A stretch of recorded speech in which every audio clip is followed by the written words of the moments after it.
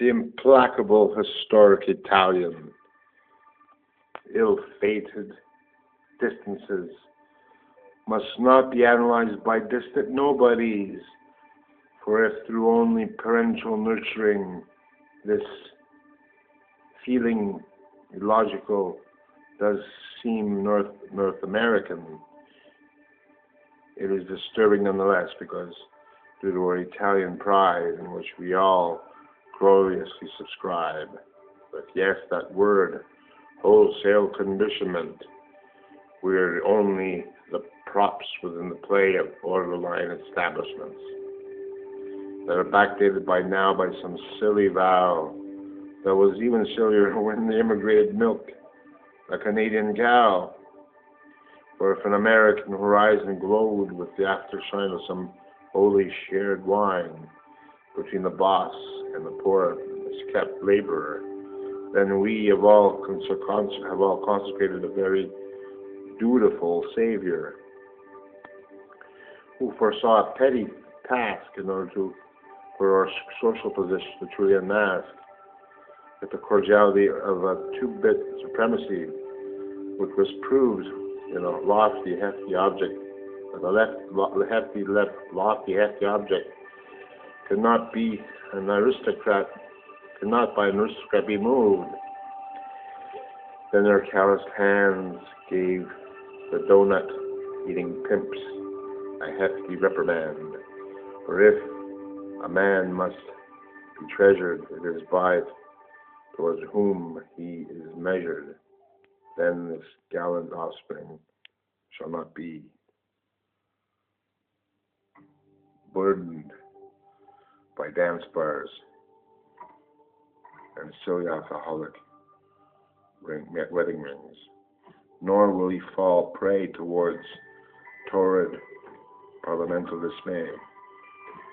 For a Christian sexual vacuity truly does defy everybody, especially a wannabe Italian Rona Barrett, that wear their lavish little jeans, then only can grin and bear it with their open ways and open minds. They dutifully perceive the other kind, with often the illusion of freedom, while it is their very fucking souls that they are breaching. For they won't listen to their father's lesson of a non-prescriptive heaven, where only yes, that dear little Indian student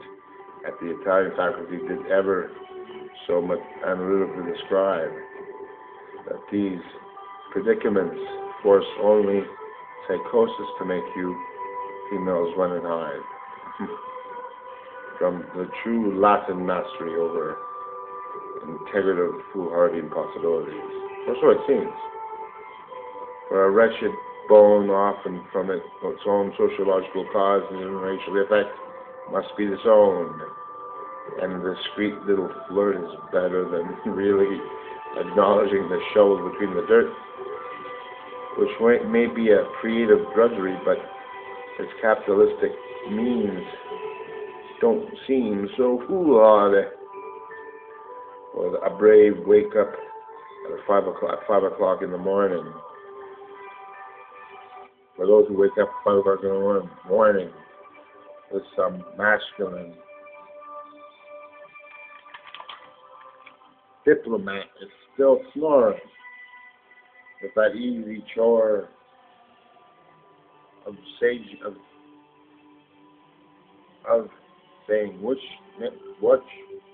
which nation today shall I deplore, Iran, Iraq, or a busted Canadian ass, longing for an Italian American, but to get out of the self-denying of someone of rut, that must bond towards the code of disenchanted altruism, given the careful and the so-called intellectual meek a careful listen, while then quite accordingly a self-induced denial of a chastised trial,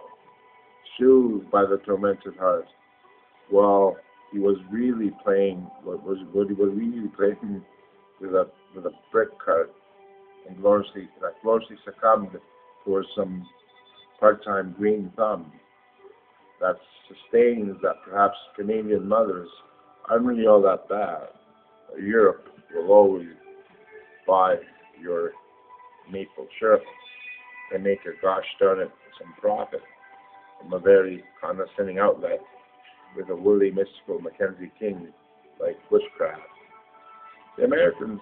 can then avoid the draft and indulge as well in thriving beautifully in an infantile, seemingly innocent, worthless hell. With a very angry heart and a secret little smile, will undo the doldrums of immigration and lead them towards a more sensible Italian perpetuation of a true parental wishes and true vocabulary and even culinary wishes in order to not indulge in but be a brethren to what in this wonderful, wonderful country is about to happen and philosophically run anew. A very close to the heart assimilative problem around even our Canadian Catholicism was once supposedly evolving, and that is the mended flower of a future integrative endeavor that shall discern the good of heart from the fiendishly clever.